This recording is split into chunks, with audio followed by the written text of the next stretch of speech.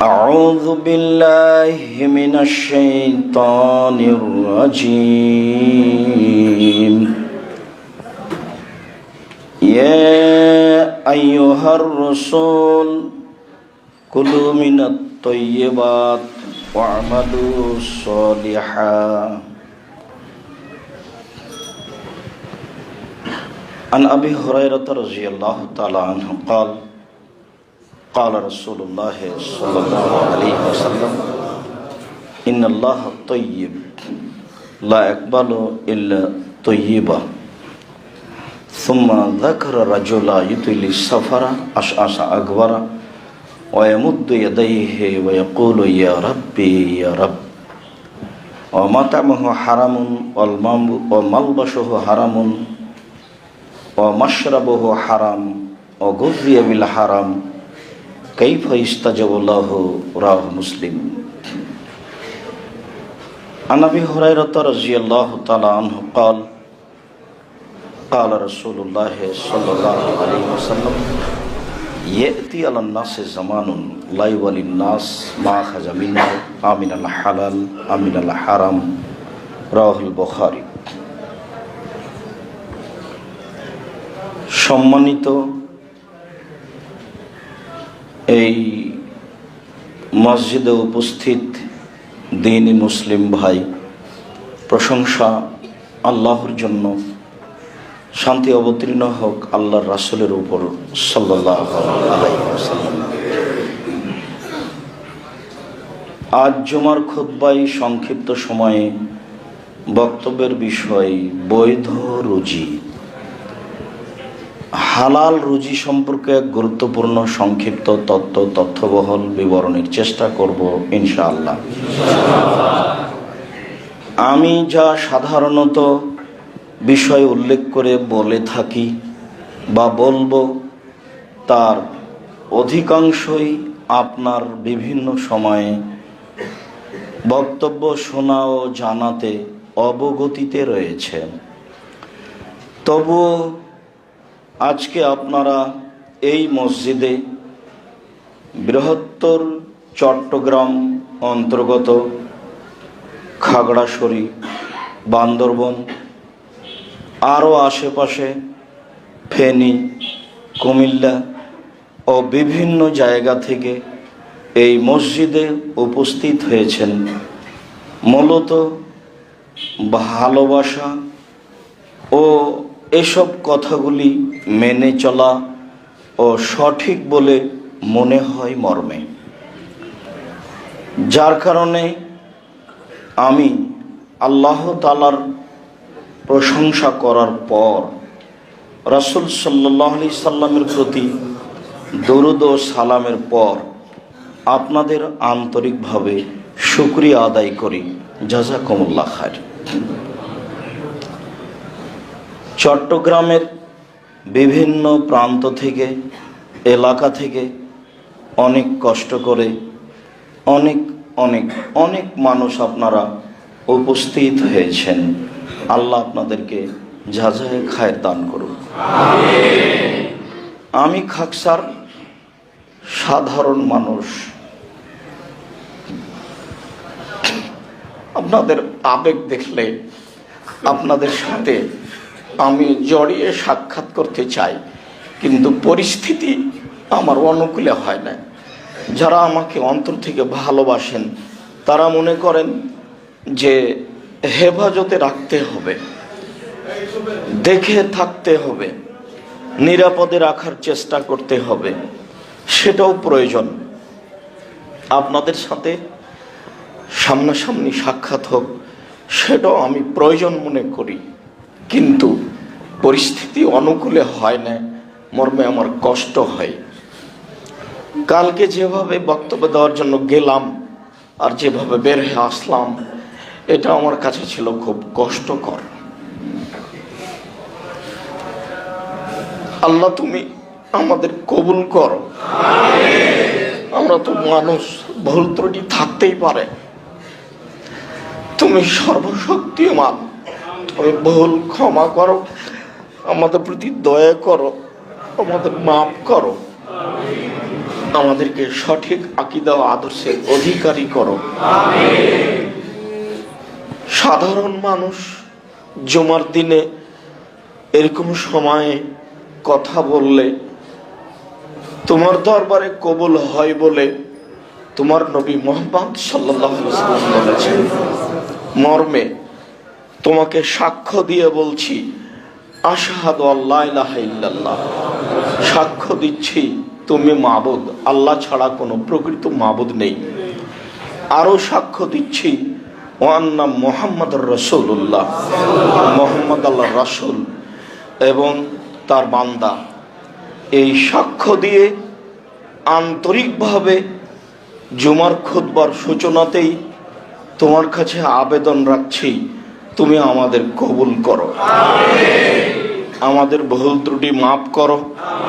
আর আমরা যে লক্ষ্য নিয়ে মাঠে নেমেছি, তুমি এই লক্ষ্য উদ্দেশ্য কবুল করো। তুমি সর্বশক্তিমান, তুমি সবকিছু করতে পারো। ফাআলুল লিমা ইউরিদ, তোমার ইচ্ছাই করা। তোমাকে কোনো কাজ করতে পরিকল্পনা করা লাগে না, কোনো শত্রু তোমাকে ঠেকাতে পারে না।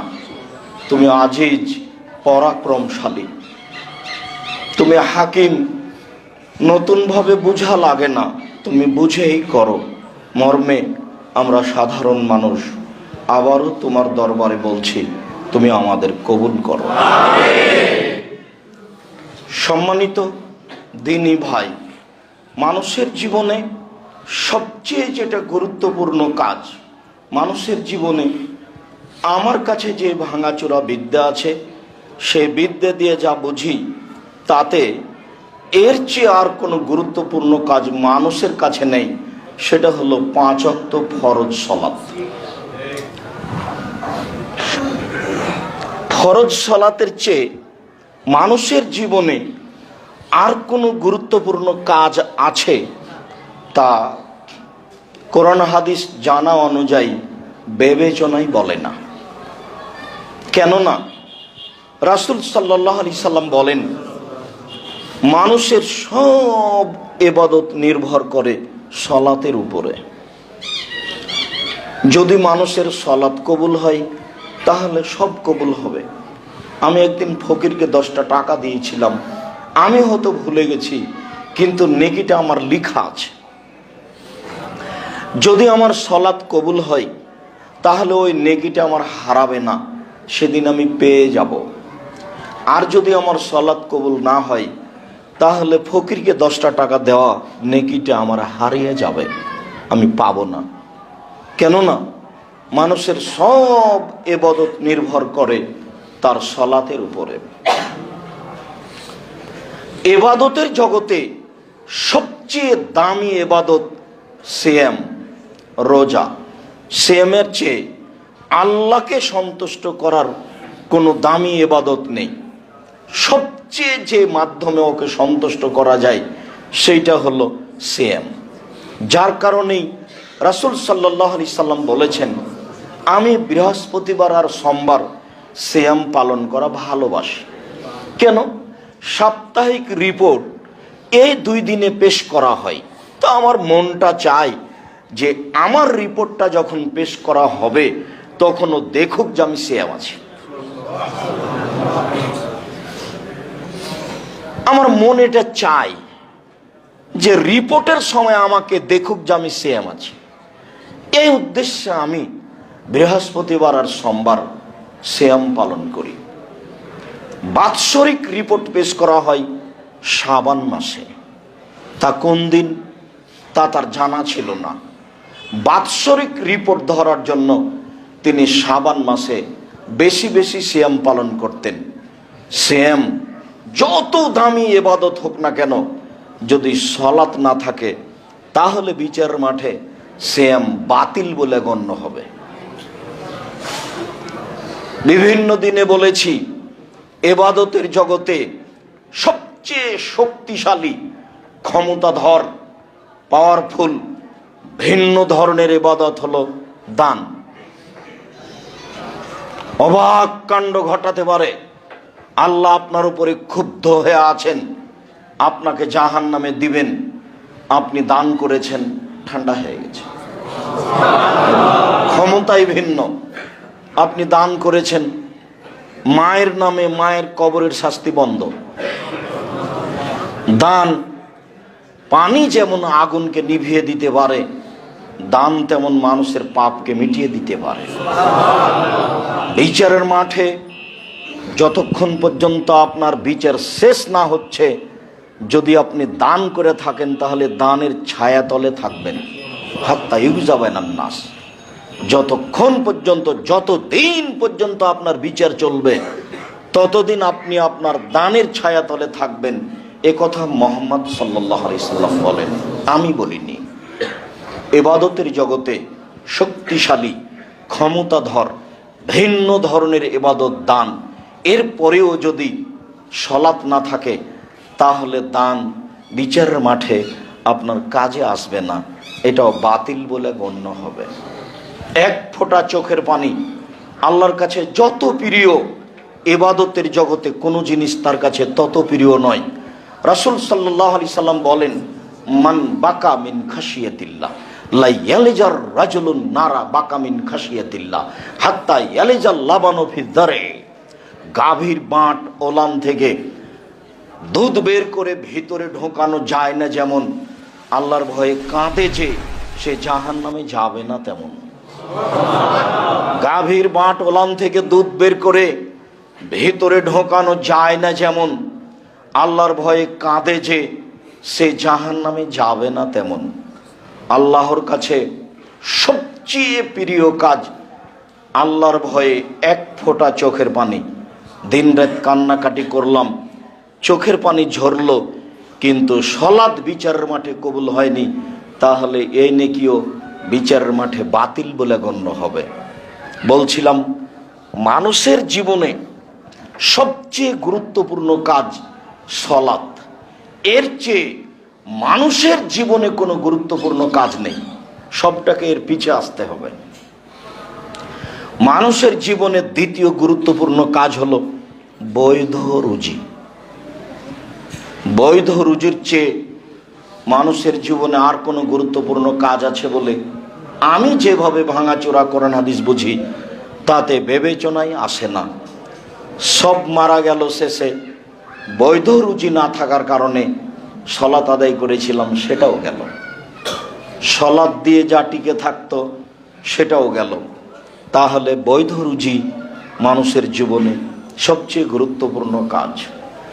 এরপরে আমি বলি যে যারা মাদ্রাসা গড়ছে তাদেরকে গড়ার সুযোগ দেন। যারা ব্যবসা বাণিজ্য করছেন তারা এমনভাবে ব্যবসা বাণিজ্য করেন যে মনে মনে ভাববেন চট্টগ্রাম শহরে আমার চেয়ে যেন কোনো বড় ব্যবসায়ী কেউ না থাকে।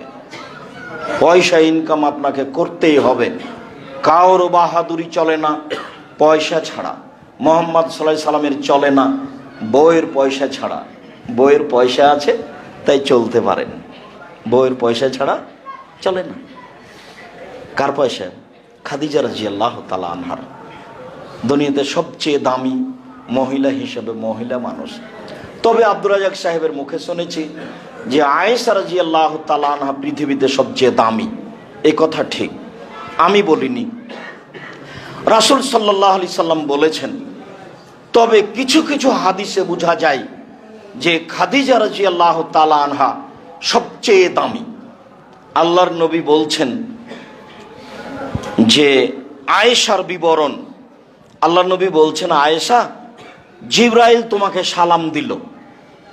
তা আয়েশা রাদিয়াল্লাহু তাআলা আনহা বলছেন, ওয়া আলাইকা ওয়া আলাইহিস সালাম, আপনাকেও সালাম, জিবরাইলকেও সালাম। আপনি তো জিবরাইলকে দেখতে পান, আমি তো দেখতে পাই না। একই জায়গায় এক বিছানে তিনজন, ল্যাপের নিচে তিনজন, আয়েশা রাদিয়াল্লাহু তাআলা আনহা, মুহাম্মদ সাল্লাল্লাহু আলাইহি সাল্লাম, জিবরাইল, তিনজনে এক জায়গায়। কিন্তু মুহাম্মদ সাল্লাল্লাহু আলাইহি সাল্লাম জিবরাইলকে দেখতে পান, বুঝতে পারেন, কিন্তু আয়েশা বুঝতে পারেন না। তিনি বলছেন, আয়েশা, জিবরাইল তোমাকে সালাম দিল। এটাও বুখারী মুসলিমের হাদিস, ওটাও বুখারী মুসলিমের হাদিস। আল্লাহ রাসূল বলছেন যে জিবরাইল আমাকে বলছেন, ওই দেখেন, ওই দেখেন, ওই দেখেন মুহাম্মদ সাল্লাল্লাহু আলাইহি সাল্লাম, ওই যে দেখেন খাদিজা আসছে একটা বাটি হাতে করে, ওই বাটিতে তরকারি আছে। শুনেন, ও যখন আপনার কাছে আসবে তখন আপনি বলবেন, খাদিজা আল্লাহ তোমাকে সালাম দিল, জিবরাইল তোমাকে সালাম দিল, আর তোমার জন্য জান্নাতে একটা ঘর বানানো হয়েছে হীরা মুক্তা মানিক্য দিয়ে, সেখানে কোনো হইচই নেই। বুখারী মুসলিম। এবার বলেন তো দামি কে হলো? খাদিজা রাদিয়াল্লাহু তাআলা। আগের বারে আল্লাহ নবী বলেননি, আয়েশা আল্লাহ তোমাকে সালাম দিল, জিবরাইল তোমাকে সালাম দিল। এইবার রাসূল সাল্লাল্লাহু আলাইহি ওয়াসাল্লাম বলছেন, খাদিজা আল্লাহ তোমাকে সালাম দিয়েছেন, জিবরাইল তোমাকে সালাম দিল। জিবরাইল বলল যে ওই যে একজন মহিলা আসছে, খাদিজা তার হাতে একটা তরকারির বাটি আছে, ও আসলে বলে দিয়েন এই কথা। এটাও বুখারী মুসলিম, ওটাও বুখারী মুসলিম। তো ইনি হচ্ছেন স্ত্রী, বউয়ের টাকা পয়সা দিয়ে ধর্ম প্রচার করেন। আবার দেখা যায় যে উসমান রাদিয়াল্লাহু তাআলা আনহুর টাকা খুব বিপদে ব্যবহার করেন। বলছেন তাবুকের যুদ্ধে যেতে হবে 6 থেকে 800 কিলোমিটার পথ, কঠিন সময়, কে কি দিতে পারে? তোমার বলছেন অর্ধেক দিলাম, ভালো কথা।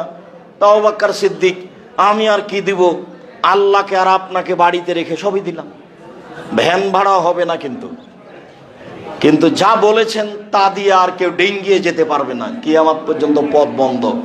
আবু বকর সিদ্দিককে ডিঙ্গিয়ে যাওয়ার মানুষ আর কেউ হবে না, মানে আর কোনো বাক্য নেই।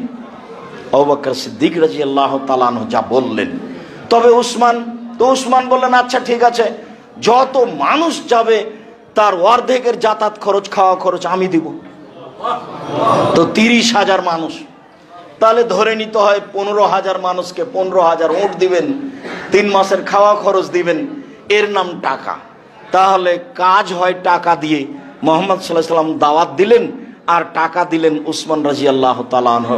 রাসূল সাল্লাল্লাহু আলাইহি ওয়াসাল্লামের চলে না টাকা ছাড়া, টাকা ইনকাম করতে হবে বৈধ পন্থায়, অনেক, যেই টাকা দিয়ে দিনের কাজ করতে হবে, এ কথাই ঠিক। ইবাদতের জগতে গুরুত্বপূর্ণ ইবাদত দান, রুজি বেশি উপার্জন করার চেষ্টা করতে হবে বৈধ পন্থায়। নিজে উপকৃত হব, ছেলে মেয়ে উপকৃত হবে, দ্বীনি প্রতিষ্ঠান সঠিক আকীদা আদর্শ উপকৃত হবে। মর্মে টাকা থেকে ফিরে আসার কোনো পথ নেই। চিন্তা ভাবনা দিনরাত এটাই করতে হবে, বৈধ রুজি। সম্মানিত মসজিদের মুসল্লি, আমাকে দেখতে পান আর না পান, কিছুক্ষণ ধৈর্যের পরিচয় দিবেন, কেউ কথা বলবেন না, কষ্ট হবে এ কথাই ঠিক। বসার জায়গা নেই, দাঁড়ানোর জায়গা নেই, সেখানে সুবিধা ভোগ করব, এটা হয় না। খুব কষ্ট করে হলেও মুখে না বলে একজন আর একজনকে মান্য করে মেনে নিয়ে একটু ধৈর্যের পরিচয় দেন। আল্লাহ আপনাদের কবুল করুক, আল্লাহুম্মা আমিন। মহান আল্লাহ বলে, ইয়া আইয়ুহার রাসূল কুলু মিনাত তাইয়্যিবাত, পৃথিবীর নবী রাসূলগণ আপনারা বৈধ খান, ওয়া আমালু সলেহা, আর আপনারা বৈধ আমল করেন, সৎ আমল করেন।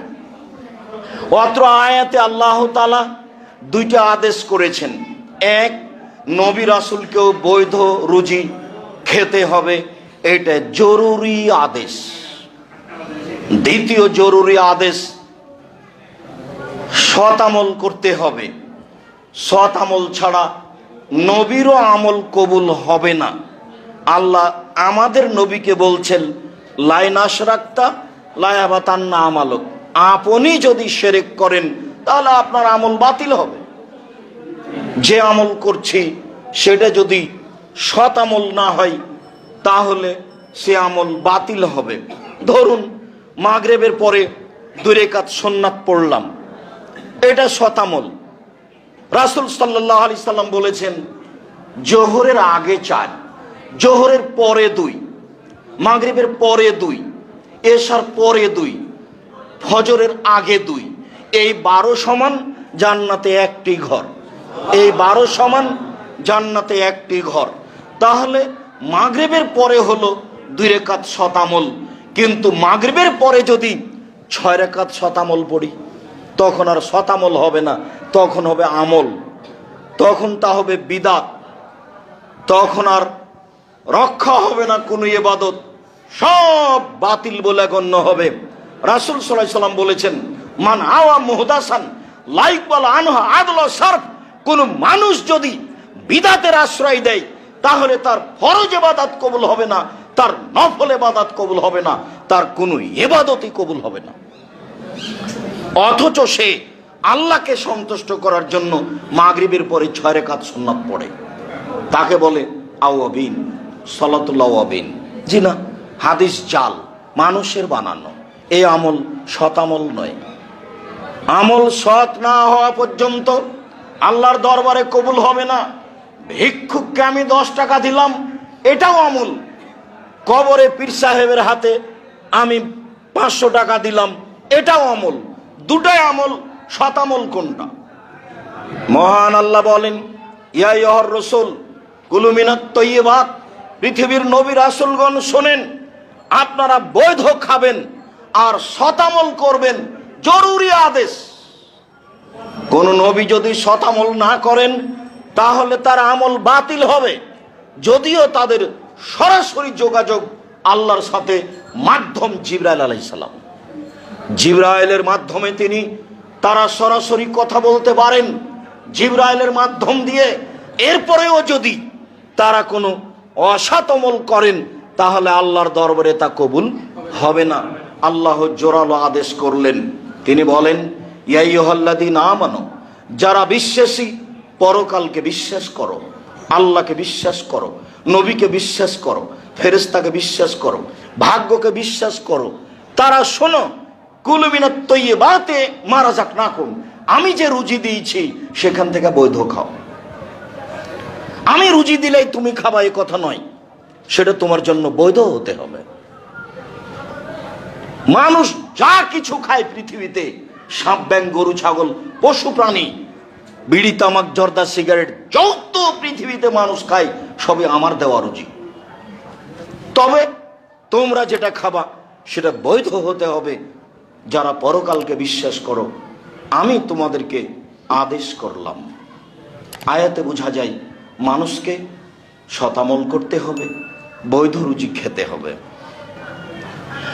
আবু হুরায়রা রাদিয়াল্লাহু তাআলা আনহু বলেন, রাসূল সাল্লাল্লাহু আলাইহি ওয়াসাল্লাম বললেন, ইন্নাল্লাহ তাইয়্যিব, আল্লাহ হলেন পবিত্র, লা ইয়াকবালু ইল্লা তাইয়্যিবা, আল্লাহ বৈধ পবিত্র ছাড়া কবুল করেন না। এই পর্যন্ত বলার পরে কবুল করেন না মর্মে একটা উদাহরণ দিচ্ছেন আল্লাহর নবী। সুমা যাকারা রাজুলা, তারপর তিনি একটা লোকের কথা বলেন, ইতিলি সাফারা, যে লোকটা লম্বা সফরে রয়েছে, আশা আকবারা, মাথার চুলগুলি এলোমেলো হয়ে গেছে, ঠিক মতো গোসল করেনি, ঠিক মতো চিরুনি করেনি, চুল এলোমেলো, বিপদে পড়েছে। ওয়ামুদ্দু ইয়াদাইহি, আল্লাহর দরবারে হাত তুলে প্রার্থনা করে বলছে, রব্বি, হে আমার প্রতিপালক, আমি বিপদগ্রস্ত। রাসূল সাল্লাল্লাহু আলাইহি সাল্লাম বলেন, মাতামুহু হারাম, তার খাদ্য আছে হারাম, মাশরাবুহু হারাম, তার পানি আছে হারাম, মালবাসুহু হারাম, তার পোশাক হারাম, অগজিয়া বিল হারাম, তার জীবিকা নির্বাহ হারাম, আন্না ইস্তাজাবু লাহু, তার দোয়া কি করে কবুল হতে পারে? মুসলিম। বিবরণে বোঝা যায় তার দোয়া কবুল হবে না। প্রথম কথা, লোকটা মুসাফির, যারা সফরে থাকে তাদের দোয়া আল্লাহর দরবারে কবুল হয়। দ্বিতীয় কথা, লোকটা বিপদগ্রস্ত। বিপদগ্রস্ত লোক যখন আল্লাহকে কোনো কথা বলেন তখন তার কথা আল্লাহ মেনে নেন। তৃতীয়, লোকটা হাত তুলে দোয়া করছে। মানুষ যখন হাত তুলে দোয়া করে তখন খালি হাত ফিরিয়ে দিতে আল্লাহ লজ্জা পান। লোকটা আমার কাছে হাত তুলে কথা বলে, আমি কেমনে ফিরিয়ে দিই? যাও, আমি তোমার হাত ফিরিয়ে দিলাম না, তুমি যা চাচ্ছ সেটাই দিয়ে দিলাম। সর্বশক্তিমান আল্লাহ আলা কুল্লি শাইইন কাদির, তিনি সব কিছু করতে পারেন, পরাক্রমশালী, আজিজ, কাদির, সত্তা বলেন। মানুষ যখন হাত তুলে দোয়া করে আমি তার খালি হাত ফিরিয়ে দিতে লজ্জা পাই। বুখারী মুসলিমে প্রায় হাত তুলে দোয়া করার হাদিস রয়েছে 36টি। আইনে রাসূল সাল্লাল্লাহু আলাইহি সাল্লাম দোয়া অধ্যায় বইয়ে প্রায় ধারাবাহিকভাবে 40টি হাদিস পেশ করা হয়েছে হাত তুলে দোয়া করার। 16টি স্থান উল্লেখ করা হয়েছে। উল্লেখযোগ্য স্থান, ইব্রাহিম আলাইহিস সালাম আহাল পরিবারের জন্য হাত তুলে দোয়া করলেন। তিনি বললেন, আল্লাহুম্মা ইন্নী আসকানতু মিন যুররিয়াতি বিওয়াদিন গায়রি যি দারিন ইনদা বাইতিকাল মুহাররাম। আল্লাহ, তোমার আদেশে আমার পরিবারের কিছু অংশকে তোমার কাবা ঘরের পাশে এমন এক জায়গায় রেখে দিলাম যেখানে মানুষজন তো নেই, ঘাস পাতাও নেই। একটু আগে তার স্ত্রী বললেন, তিনি আগে আগে হাঁটছেন, স্ত্রী পিছনে পিছনে হাঁটছেন। পিছন থেকে বলছেন, আইনা তাযাব ইব্রাহিম, ইব্রাহিম কোথায় যাচ্ছেন? আইনা তাযাব ইব্রাহিম, ইব্রাহিম কোথায় যাচ্ছেন? অতাতরকুনা ফি হাযাল ওয়াদি লাইসা ফিহি সালাশা, আপনি আমাকে এমন একটা উপত্যকায় ছেড়ে যাচ্ছেন যেখানে মানুষজন তো নেই, ঘাস পাতাও নেই। আপনি আমাকে কিছু বলবেন না? একটা দুধের বাচ্চা এভাবে আমাকে রেখে যাচ্ছেন, মানুষজন নেই, গরু ছাগল পশু প্রাণী আছে বুঝতে পারি না, ঘাস পাতাও নেই, এরকম একটা জায়গা আমাকে ছেড়ে চলে যাবেন, আমাকে কিছু বলবেন না? এতবার বলার পরেও ওয়ালা ইয়ালতাফিতু ইলাইহা, ইব্রাহিম আলাইহিস সালাম তার দিকে আর ঘুরে দেখছেন না। নিরুপায় হয়ে স্ত্রী বলছেন, আমারাকাল্লাহ হাদা, আপনাকে কি আল্লাহ এইভাবে চলে যেতে বলেছেন? আমি বুঝলাম না এত নিষ্ঠুরতার কারণ কি? আপনাকে কি আল্লাহ এইভাবে চলে যেতে বলেছেন? ওই দিকে মুখ করে বলছেন নাম। হ্যাঁ, এছাড়া আর কিছু ইব্রাহিম আলাইহিস সালাম বলেননি। তখন তিনি বলছেন, ফালা ইউযায়্যিনুল্লাহু তাআলা, আচ্ছা ঠিক আছে, যেহেতু আল্লাহ আপনাকে চলে যেতে বলছেন, তাহলে আমাকে আল্লাহ ধ্বংস করবেন না, ঘাস পাতা থাকার না থাকে। যিনি আপনাকে চলে যেতে বলেছেন তারই জিম্মেদারিতে আমি আছি। ঘাস পাতা না থাকলে কি হবে? আমি এই মরুভূমিতেই থেকে যাব, আল্লাহ আমাকে ধ্বংস করবেন না, এই কথা হাজেরা বলে। সম্মানিত দিনী ভাই বোন, মানুষের যখন আল্লাহর উপরে ভরসা হয় তখনই মানুষ এরকম কিছু করতে পারে, বলতে পারে। এইভাবে আহাল পরিবারকে ছেড়ে যাওয়ার পরেও তিনি নিশ্চিত হচ্ছেন না। তিনি হাত তুলে আল্লাহর দরবারে বলছেন, আমি আমার আহাল পরিবার তোমার আদেশে এমন এক জায়গায় রেখে গেলাম যেখানে মানুষজন তো নেই, ঘাস পাতাও নেই। একটু আগে বউ যা বলছেন স্বামী ওই কথাই বলছেন, হাত তুলে দোয়া করছেন। আহাল পরিবারের জন্য হাত তুলে দোয়া করতে হয়। মুসাফির আল্লাহর দরবারে হাত তুলে দোয়া করছেন, কিন্তু করলে কি হবে? খাদ্য হারাম আছে, পানি হারাম আছে, পোশাক হারাম আছে, জীবিকা নির্বাহ হারাম আছে, তার দোয়া কবুল হবে না। রাসূল সাল্লাল্লাহু আলাইহি সাল্লাম নাকচ করে দিলেন, আল্লাহ এটা কবুল করবেন না। বৈধ রুজির খুব দাম আছে। আমি চকলেটের ব্যবসা করতে বলেছি, এর অর্থ এই নয় যে চকলেটেরই ব্যবসা করতে হবে। আমি কলা বিক্রি করে খেতে বলেছি, এ কথার অর্থ এই নয় যে কলা বিক্রি করে খেতে হবে। বাংলাদেশে সবচেয়ে ব্যবসায়িক ক্ষেত্র জায়গা হলো চট্টগ্রাম। এই চট্টগ্রামের সবচেয়ে যেটা বড় ব্যবস্থা আছে ব্যবসা বাণিজ্যের, সেইখানে কাজ করার চেষ্টা করতে হবে। উপরওয়ালাকে বলতে হবে ভালো ব্যবস্থা তুমি করে দাও। তখন যদি সত্য মিথ্যা আসে, তখন আল্লাহ রাসূল বলেছেন, আর তিজারাতু মাল কিযব ওয়া সিদক ফাসুবহু বিসাদকা, ব্যবসা সত্য মিথ্যা দিয়ে চলে। এখনই একটা জাহাজ এসেছে, যিনি যার সিগনেচারে নামবে উনি সিগনেচার করবেন না, চলে যাচ্ছেন। 3 দিন এখানে থাকলে 3 লাখ টাকা জরিমানা হবে। আমি 50,000 টাকা দিলাম, তখন সিগনেচার করে দিল। আমি না দিলেও করবে না। 3 দিন এখানে আটকা থাকলে আমার জরিমানা হবে, শেষে আমি কিছু লাভ করতে পারবো না। আমি তখন মাজলুম, আমি টাকাটা দিলাম, এই টাকার জন্য আমি বিচারের মাঠে ধরা খাবো না। আমি বৈধ ব্যবসা শুরু করেছিলাম, ওরা আমার প্রতি জুলুম করেছে, আমি মাজলুম। রাসূল সাল্লাল্লাহু আলাইহি ওয়াসাল্লাম বলেন, সত্য মিথ্যা দিয়ে ব্যবসা চলে, ফাসুবহু বিসাদকা, তোমরা দান করে ওর ক্ষতি সরিয়ে দাও। এ কথা রাসূল সাল্লাল্লাহু আলাইহি সাল্লাম বলেন।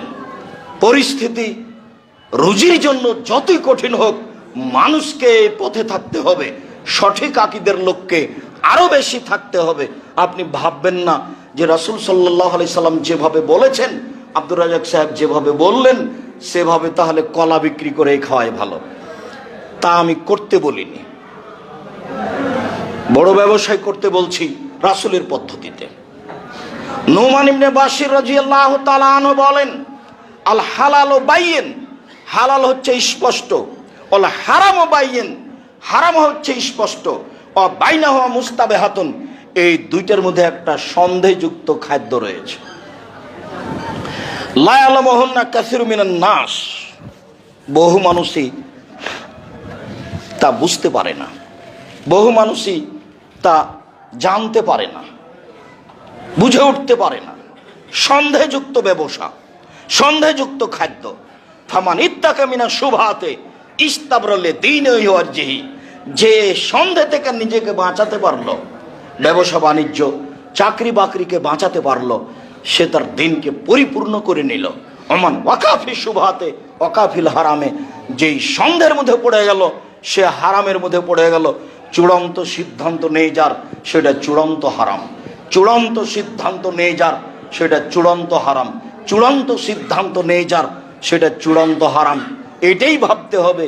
যদিও হুজুর বলেছেন জর্দা খাওয়া মাকরুহ, যে হুজুর কিন্তু হালাল বলেননি। হুজুর বলেছেন যে খাওয়া মাকরুহ, অপছন্দ, খারাপ। মাকরুহ মানে খারাপ। তো হুজুর তো আর হালাল বলেননি। আব্দুর রাজ্জাক সাহেব বলেছেন হারাম, শুধু হারাম বলেননি। আব্দুর রাজ্জাক সাহেব বলেছেন যে রাসূল সাল্লাল্লাহু আলাইহি সাল্লাম বলেছেন 3 শ্রেণীর মানুষ জান্নাতে যাবে না। তার এক শ্রেণীর মানুষ হচ্ছে মধুমিনুল খামর, যারা নিয়মিত বিড়ি, তামাক, জর্দা, সিগারেট, গুল, নেশাদার দ্রব্য খায়, পান করে, তারা জান্নাতে যাবে না। মধুমিনুল খামর, যারা নিয়মিত নেশাদার দ্রব্য পান করে। একজন হুজুর বললেন যে বিড়ি সিগারেট যে নেশাদার দ্রব্য, তার কি প্রমাণ? তো কথা তো উনি ঠিকই বলছেন। হাদিসও লিখা নাই বিড়ি সিগারেট, কোরআনও লিখা নাই। উনি তো ঠিকই বলছেন, কিন্তু রাসূল সাল্লাল্লাহু আলাইহি সাল্লাম বলেছেন মাসকারা কাসীরুহু ফাকালিলুহু হারাম, যেটা বেশি খেলে বিবেকের ক্ষতি হবে তার কমও হারাম। এটাও তো হাদিস, এটাও তো সহিহ হাদিস। তাহলে এইটার মাপে তুলে দেন, দিয়ে মাওলানা সাহেবকে 250 হাফ কেজি জর্দা খাওয়ান। 250 হাফ কেজি জর্দা খাওয়ার পরে যদি বিবেকের ক্ষতি না হয়, তাহলে সত্যই জর্দা হালাল জিনিস। জর্দার কথা তো আর কোরআন হাদিসে লেখা নেই, কিন্তু এমন বাক্য আল্লাহ রাসূল বলেছেন যেটা সারা পৃথিবীতে সব জায়গাতেই চলবে। সে যে ভাষারই হোক না কেন, এই বাক্য সব জায়গায় চলবে। তিনি বললেন মাসকারা কাসীরুহু ফাকালিলুহু হারাম, যে জিনিস বেশি খেলে বিবেকের ক্ষতি হবে তার একটা কণাও হারাম। ওই হাদিসের ভিত্তিতে এই হাদিসের অনুবাদ করা আছে যে বিড়ি, তামাক, জর্দা, সিগারেট, গুল, নেশাদার দ্রব্য কেউ যদি পান করে তাহলে সে জান্নাতে যাবে না। এ কথা রাসূল সাল্লাল্লাহু আলাইহি সাল্লাম বলেন। আমি অনুবাদক। 2 রাজারাত মিনান নিসায়ে, পুরুষের বেশধারী নারী, যারা পুরুষের জুতা স্যান্ডেল পরে, যারা পুরুষের শার্ট প্যান্ট পরে, যারা পুরুষের পোশাক পরে, যারা পুরুষের মতো হয়ে চলার চেষ্টা করে, তারা জান্নাতে যাবে না। এ কথা রাসূল সাল্লাল্লাহু আলাইহি সাল্লাম বলেছেন। এটা চূড়ান্ত সিদ্ধান্ত। 3 দায়ুস। আমি আর আপনি মধ্যে থেকে পড়ে গেছি। খুব চেষ্টা করেছিলাম তাহাজ্জুদও পড়ি, তাসবিহ তাহলিলও করি, হজও কয়েকবার করেছি, উমরা তো যাই, কিন্তু মেয়েটা ঢাকা বিশ্ববিদ্যালয়ে পড়ে আর একজনের সাথে ঘুরে। যার বাড়িতে পরিবারে বেহায়াই আছে সে হলো দায়ুস। দায়ুসের তর্জমা রাসূল সাল্লাল্লাহু আলাইহি সাল্লাম বলেন আল্লাযী ইউকিরু ফি আহলিল খাবাসা, যে তার বাড়িতে বেহায়াইর সুযোগ দিয়েছে সে হলো দায়ুস। এই 3 শ্রেণীর মানুষ জান্নাতে যাবে না। মর্মে সন্দেহ থেকে বেঁচে থাকার জন্য অনুরোধ জানাচ্ছি। বিড়ি, তামাক, জর্দা, সিগারেট সন্দেহযুক্ত হলেও চূড়ান্ত হারাম। আর যদি স্পষ্ট হালাল হয়, হারাম হয়, তাহলে তো কোনো কথাই নেই। আমি আব্দুর রাজ্জাক বিন ইউসুফ ওই হাদিসের ভিত্তিতে একে চূড়ান্ত হারাম বলেই ফতোয়া দিয়ে আসছি। আল্লাহ তুমি সঠিক বুঝে আমল করার তৌফিক দান করো। আল্লাহুম্মা সাল্লি আলাইহি, আল্লাহুম্মা বারিক আলাইহি।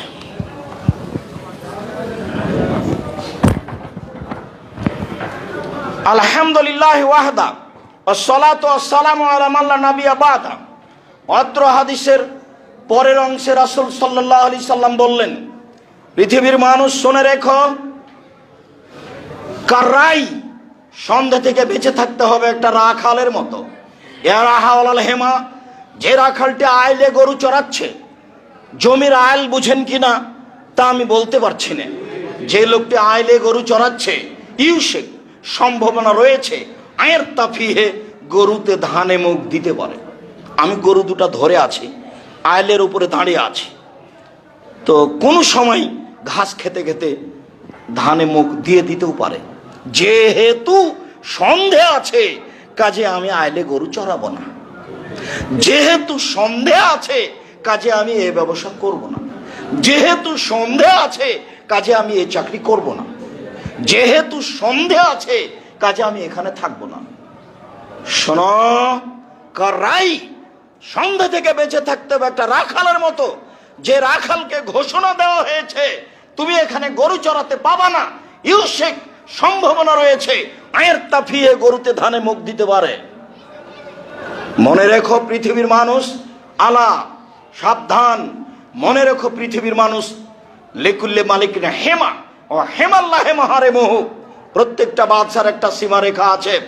বাংলাদেশ শেষ হলে ভারত শুরু হয়, ভারত শেষ হলে বাংলাদেশ শুরু হয়।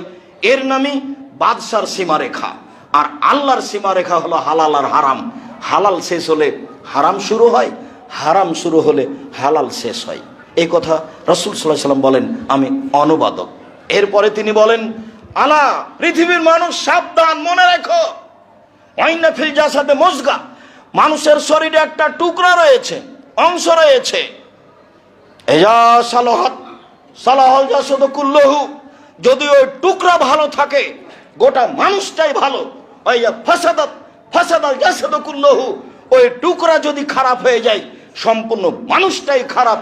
আলা ওয়াহিয়াল কলব, মনে রেখো সেটাই হলো অন্তর। যার অন্তর ভালো তার সব ভালো, যার ভিতর ভালো তার সব ভালো। যার অন্তর খারাপ তার সব খারাপ, যার ভিতর খারাপ তার সব খারাপ। হাদিস বুখারী মুসলিম। কি যে বিবেচনা করলাম আমরা, আর কি যে বুঝলাম এত বড় লম্বা হাদিসের।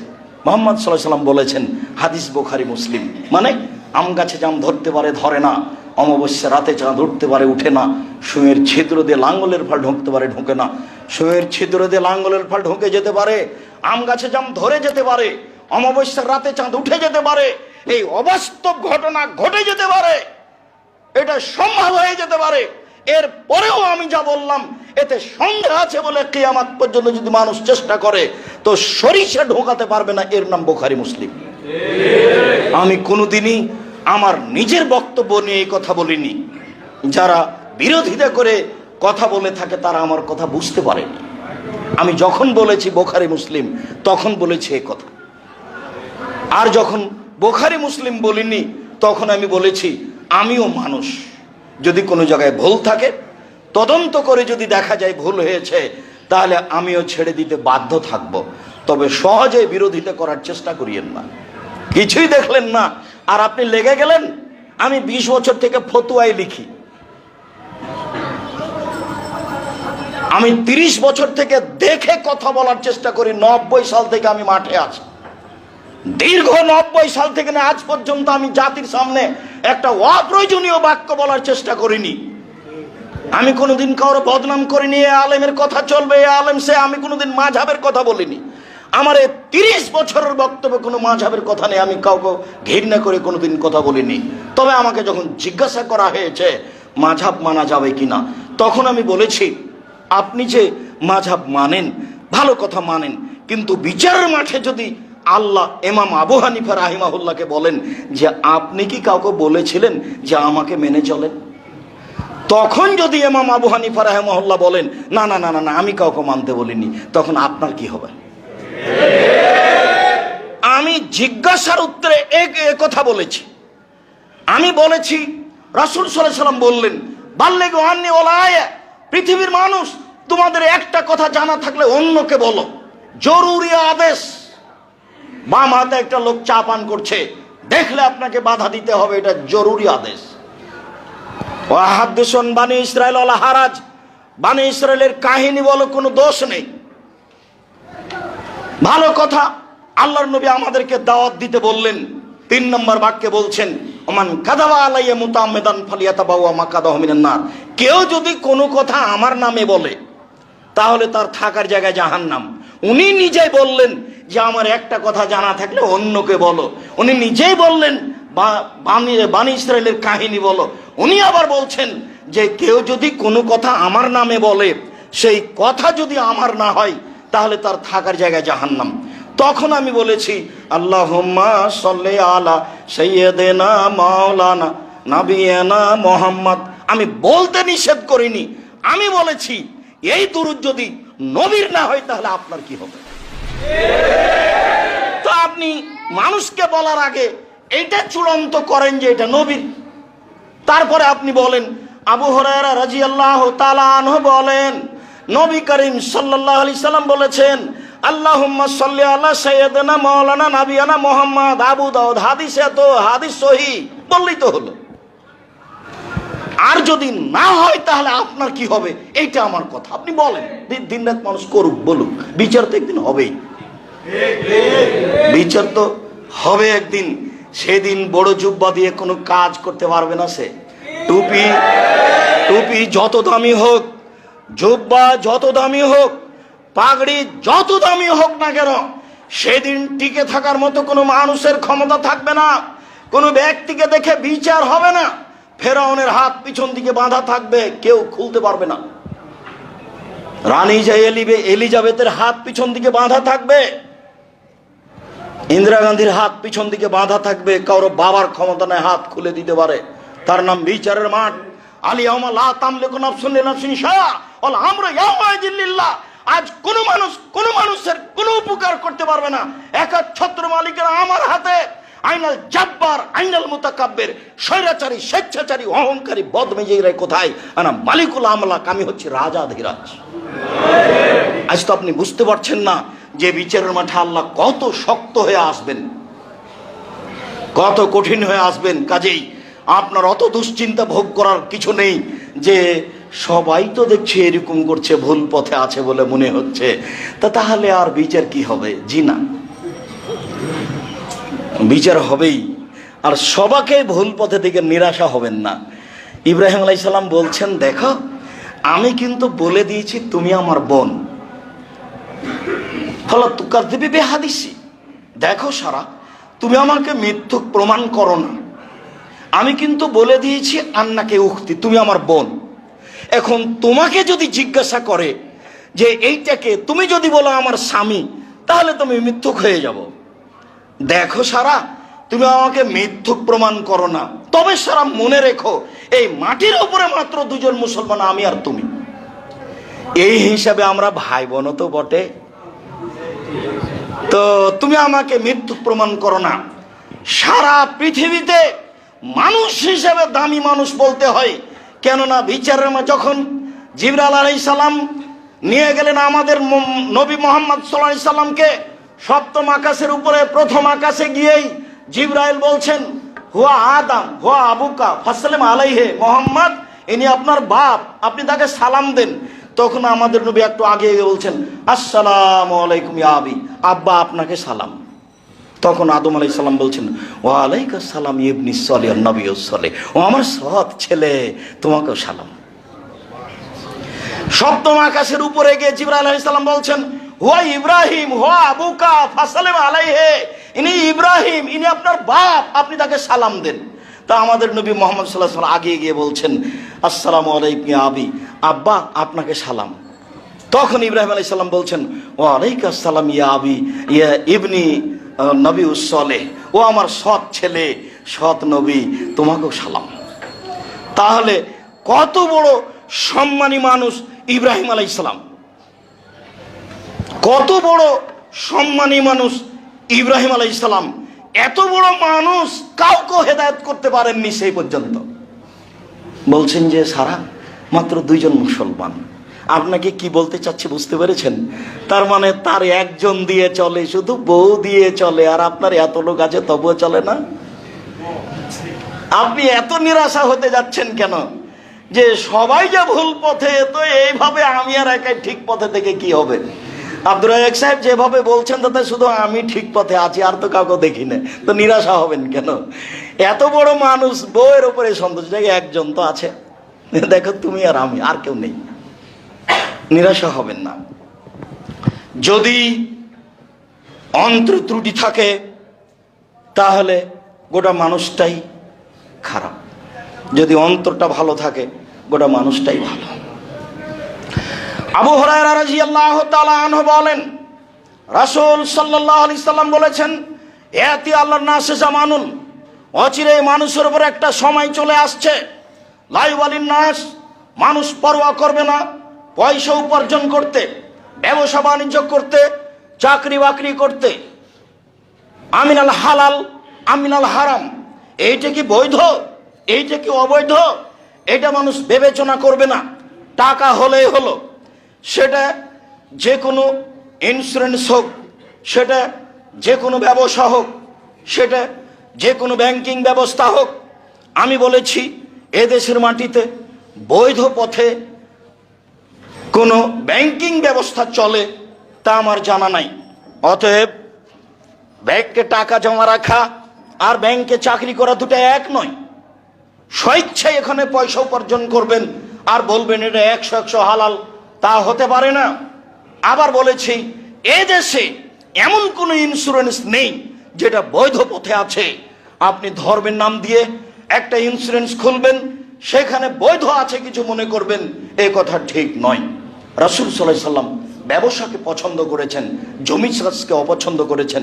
জমি চাষ জায়েজ, সাধারণ ব্যবসা দিয়ে, বড় ব্যবসা দিয়ে রুজি উপার্জনের চেষ্টা করবেন। অচিরে এমন পথ চলে আসবে মানুষ পরোয়া করবে না এই পথ উপার্জনের ব্যাপারে বৈধ না অবৈধ। হাদিস বুখারী মুসলিম। সেই সময় এখন যারা টাকা ইনকাম করছে তারা বিবেচনা করে না এটা ঠিক না বেঠিক। রাসূল সাল্লাল্লাহু আলাইহি সাল্লাম বলছেন, বসেতাত আলাইকুম কামা বসেতাত মান কানা কাবলাকুম, তোমরা দরিদ্র হয়ে যাবা, ফকির হয়ে যাবা, এই ভয় আমি মুহাম্মদ সাল্লাল্লাহু আলাইহি সাল্লাম করি না। ফকির হয়ে যাবা তাতে কি, জান্নাত তো আছেই। দরিদ্র হয়ে যাবা তাতে কি, আমি এই ভয় করি না। তবে আমি ভয় করি যে বসেতাত আলাইকুম দুনিয়া, পৃথিবী তোমাদের সামনে তুলে ধরা হবে, তোমরা দেখতে পাবা যে খালি পয়সার পয়সা, উপার্জন আর উপার্জন, প্রযুক্তি আর প্রযুক্তি, টাকার টাকা, এইভাবে তোমাদের তুলে ধরা হবে। তখন তোমরা এই পয়সা উপার্জনের মাঠে নেমে যাবা, প্রতিযোগিতায় নেমে যাবা, কে কত টাকা ইনকাম করতে পারে। বসেতাত আলাইকুম দুনিয়া, প্রযুক্তি তোমাদের সামনে তুলে ধরা হবে, তখন তোমরা দেখতে পাবা টাকা আর টাকা, পয়সা আর পয়সা, প্রযুক্তি আর প্রযুক্তি, ব্যবসা আর ব্যবসা, কত টাকার পর তখন তোমরা সেখানে চলে যাবা। তুহলিকুকুম কামা হালাকাতহুম, এই পয়সা এই দুনিয়া তোমাদেরকে ধ্বংস করে দিবে যেমন ভাবে পূর্বের মানুষকে ধ্বংস করেছিল। হাদিস তো বুখারী মুসলিম। এই বাক্যের বিবেচনা আপনি কি করবেন, করেন এখন? আমি তো অনুবাদক, তো বুঝলাম তো যে প্রযুক্তি তুলে ধরা হবে। কত প্রযুক্তি নেবেন আপনি? এই 15 বছরে যদি এত প্রযুক্তি হয় তাহলে আরো 20 বছর পরে কত হবে? কত হিসাব করতে পারবে না মানুষে। টাকা পয়সার কত পথ বের হবে, এইভাবে জেনা ব্যভিচার বেড়ে যাবে। 20 বছর আগে তো মানুষ বুঝতে পারেনি। রাসূল সাল্লাল্লাহু আলাইহি সাল্লাম বলেছেন যে একটা ডালিম খাবে একটা গ্রাম, আর একটা গাভীর দুধ খাবে একটা বংশ। একটা গাভীর দুধ খাবে একটা বংশ, একটা ডালিম খাবে একটা বংশ, আর একটা গাভীর দুধ খাবে একটা গ্রাম।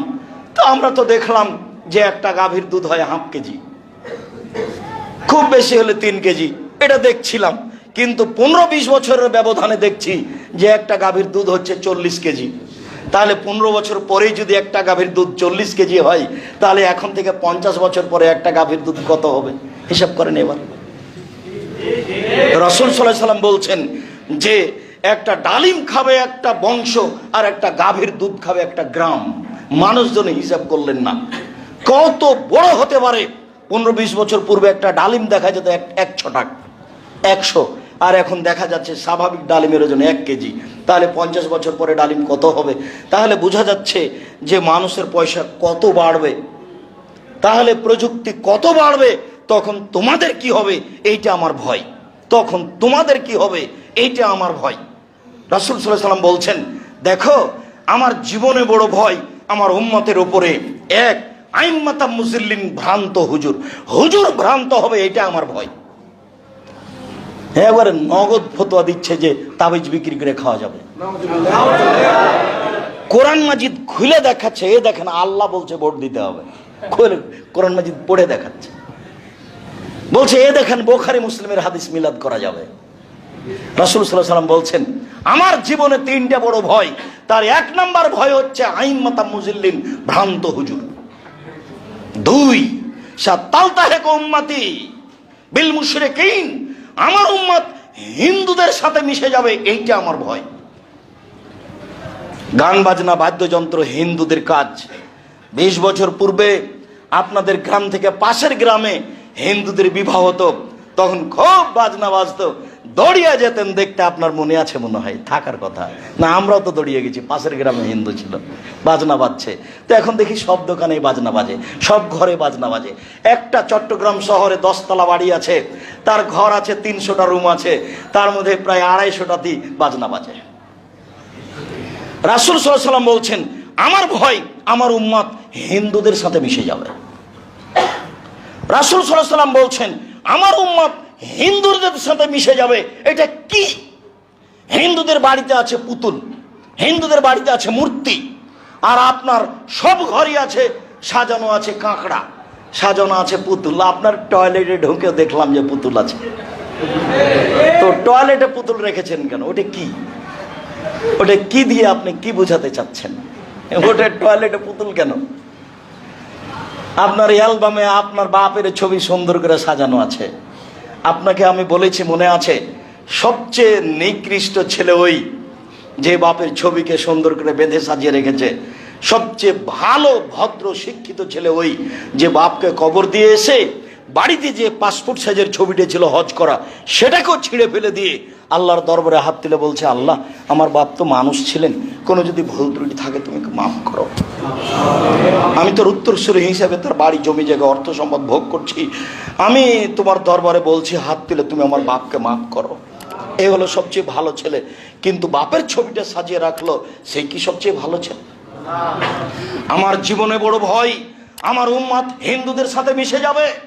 3 ও 7 আবদ কাবাইল উম্মাতিল আওসান, আমার উম্মত মূর্তি পূজা করবে, এটা আমার ভয়। অবাক কথা, আমরা মূর্তি পূজা করব মানে মূর্তি ভাঙার জন্য জন্ম নিয়েছি, মূর্তি পূজা করবে আবার কি কথা? মুহাম্মদ সাল্লাল্লাহু আলাইহি সাল্লাম বলেন আমার উম্মত মূর্তি পূজা করবে, এটা আমার ভয়।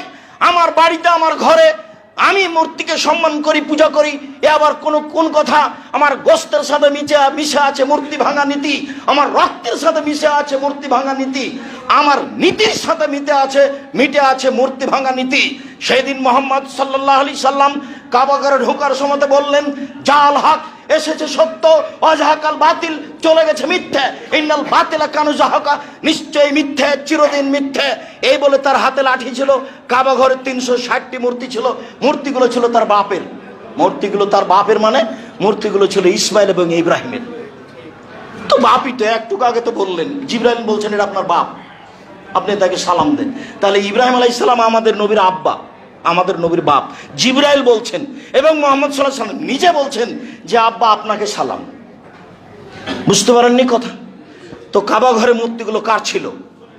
ইব্রাহিম আলাইহিস সালাম এবং ইসমাইল আলাইহিস সালামের ছিল। আমার উম্মত মূর্তি পূজা করবে, তাকে সম্মান করবে, এটা আমার ভয়। সম্মানিত তিনি ভাই বোন, জুমার খুতবার শেষের দিকে চলে আসলাম, কথা হয়তোবা লম্বা হয়ে গেছে, আজ করতে পারিনি। আজকের আলোচনা শেষ হাদিস। রাসূল সাল্লাল্লাহু আলাইহি সাল্লাম বলেন লা ইয়াদখুলুল জান্নাতা লা ইয়াদখুলুল জাসাদুল জান্নাতা গুযিয়া বিল হারাম, ওই শরীর জান্নাতে যাবে না যে শরীর হারাম উপায়ে বড় হয়। জাবের রাদিয়াল্লাহু তাআলা আনহু বলেন কুল্লু লাহমিন নাবাতা মিনাস সুহতি কানাতিন নার আওলা বিহি, যে শরীর হারাম উপায়ে বাড়ে সেই শরীর জান্নাতে যাবে না। 350 টাকা দিয়ে আইসক্রিম কিনে মেয়েকে খাওয়ানোর চেষ্টা করবেন না অবৈধ পয়সা দিয়ে।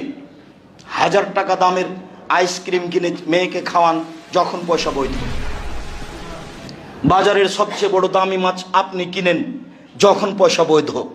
পয়সা বৈধ আছে, বাজারের সবচেয়ে বড় মাছটা কিনলেন না, তখন আপনি কৃপণ। আপনি গরিব মানুষ, ভ্যান চালক, কখনো রুই মাছ কিনতে যায়েন না, পুঁটির মাছ কিনবেন, নইলে আপনি হবেন অহংকারী। তখন আবার জান্নাত হবে না। ওটাই যেমন এটাও তেমন। মুহাম্মদ সাল্লাল্লাহু আলাইহি সাল্লামের কথা নীতির উপরে আছে। মানুষ যে নীতিতে সফলতা অর্জন করবে সেই নীতি মুহাম্মদ সাল্লাল্লাহু আলাইহি সাল্লামের নীতি। অতএব ওই শরীরদের জন্য জাহান্নাম যথেষ্ট, যে শরীর হারাম উপায়ে বড় হয়। সম্মানিত দিনী ভাই, আজকের আলোচনার শেষ কথা, জরুরি কথা। এই মসজিদটির অধীনে একটি মাদ্রাসা আছে, মাদ্রাসা আবু বকর রাদিয়াল্লাহু তাআলা আনহু। মাদ্রাসাটিকে স্মরণে রাখবেন, দোয়া করবেন, সেখানে সাহায্য সহযোগিতা করবেন।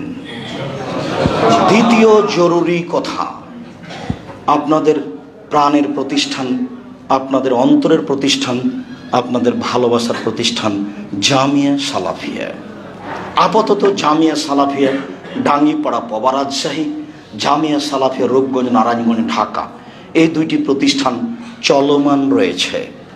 এই দুইটি প্রতিষ্ঠানে প্রায় 3 থেকে 3,500 ছেলে মেয়ে পড়াশোনা করে। শিক্ষক শিক্ষিকা অন্যান্য স্থান মিলে প্রায় 18 লক্ষ টাকা বেতন লাগে। প্রতিষ্ঠানটি বরিশালে অচিরেই হবে বলে আশা করছি ইনশাল্লাহ। কাজ প্রায় শেষের দিকে। প্রতিষ্ঠানটি দিনাজপুরে হবে বলে আশা করছি, কাজ প্রায় শেষের দিকে। ভাবছিলাম সেদিন কবে আসবে যেদিন চট্টগ্রামেও জামিয়া সালাফিয়া তৈরি হবে। আজকে এসেছি, আলোচনা চলছে, জানি না আপনাদের সিদ্ধান্ত কখন নেমে আসবে জামিয়া সালাফিয়ার উপরে। আমার পক্ষ থেকে আমি খাকসার সাধারণ মানুষ, জাতির তেমন কোনো উপকার করতে পারি না, তবে জাতিকে বলে যাচ্ছি, আল্লাহ জামিয়া সালাফিয়াকে তুমি কবুল করো। আমার মনে বড় সাধ, এদেশের মাটিতে আমি উন্নত মানের প্রতিষ্ঠান গড়তে চাই যার নাম জামিয়া সালাফিয়া, যেখানে ছেলে মেয়েরা উন্নত মানের বাংলা, ইংরেজি, আরবি শিক্ষা অর্জন করে জাতির অন্যায়ের বিরুদ্ধে লড়বে মুখে কলমে মিডিয়ায়। এই স্বাদ নিয়ে চলছি। আল্লাহ তুমি সর্বশক্তিমান, যদি আমাদের কোনো ভুল ত্রুটি থাকে তাহলে তুমি সেটা মাফ করো এবং আমাদের সংশোধন করে জামিয়া সালাফিকে তুমি কবুল করো এবং ওই পথে ওর সুবিধার জন্য তুমি আমাদেরকে নিয়ে যাও। জামিয়া সালাফিয়ার জন্য আন্তরিকভাবে পৃথিবীর সকল দিনী ভাই বোনকে, আপনাদেরকে, চট্টগ্রামের মহিলা পুরুষ দিনী ভাই বোনকে জামিয়া সালাফিয়ার জন্য দোয়া করতে বলছি। যদি উপরে কবুল হয়ে যায় তাহলে সহজ, আর যদি উপরে একটু নড়চড় হয়ে যায় সারা পৃথিবী জুড়ে এর কোনো সুবিধা করতে পারবে না। এই জন্য সকল দিনী ভাই বোনকে জামিয়া সালাফিয়ার জন্য আন্তরিকভাবে দোয়া করার জন্য অনুরোধ জানাচ্ছি। জামিয়া সালাফিয়ার সাথে একটা মুখপত্র, যেটা আমার জীবনের সবচেয়ে গুরুত্বপূর্ণ কাজ, সেটা হলো মাসিক আল ইতেসাম পত্রিকা। সমস্ত বাঙালিকে, আপনাদেরকে মাসিক আল ইতেসাম পত্রিকা সংগ্রহ করতে হবে, যার সাথে আছে 10 জন মুফতি, বড় বড় আলেম, যার সাথে আছে গবেষণাগার, যে ফতোয়া বৈঠকে আমি সবকে নিয়ে প্রতি মাসে একদিন বসি, চূড়ান্ত সঠিকটা বের করার চেষ্টা করি। আমার ভাঙাচোরা বিদ্যা অনুযায়ী, আমার বুঝে এদেশের মাটিতে বাংলা ভাষায় সবচেয়ে ভালো মানের পত্রিকা মাসিক আল ইতেসাম পত্রিকা। পত্রিকার সাথে সকল দিনী ভাই বোনকে সম্পৃক্ত থাকার জন্য অনুরোধ জানাচ্ছি।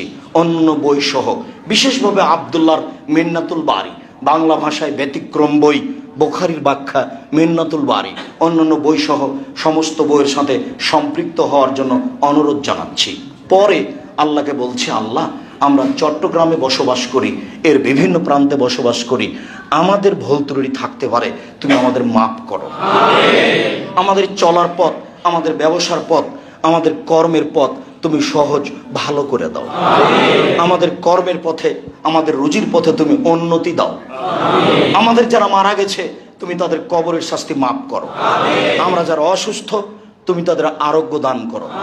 আমরা যারা বেঁচে আছি তুমি তাদেরকে তোমার রাসূলের পদ্ধতি অনুযায়ী চলার তৌফিক দান করো। আজকে যে বৈধ রুজির ওপরে গুরুত্বপূর্ণ বক্তব্য শুনছিলাম, এই বক্তব্যকে যথাযথভাবে মূল্যায়ন করার তৌফিক দান করো। এই দাবি, এই দাওয়া, এই দোয়া তোমার দরবারে রেখে আজকের জুমার খুতবা এখানে শেষ করলাম। সাল্লাল্লাহু আলাইহি ওয়াসাল্লাম। আপাতত জানা নেই।